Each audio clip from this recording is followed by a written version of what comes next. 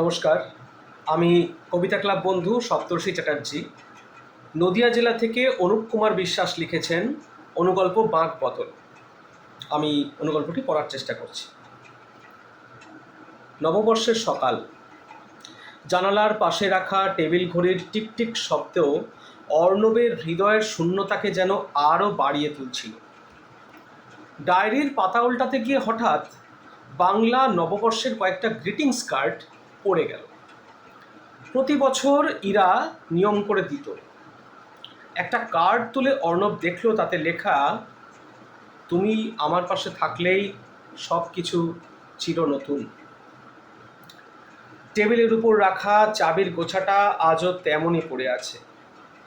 সেদিকে চোখ পড়তেই বিষণ্ণতা ছড়িয়ে পড়ল অর্ণবের মুখে। 7 বছরের প্রেম, বিয়ে, তারপর বিচ্ছেদ।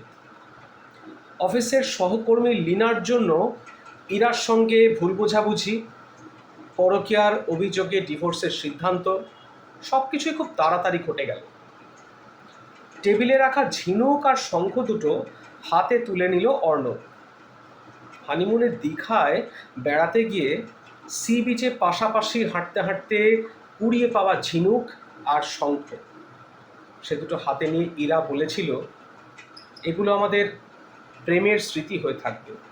অথচ আজ আর দেরি করলো না অর্ণব। ডোরবেলের শব্দ শুনে দরজা খুলতেই ইরা স্তব্ধ।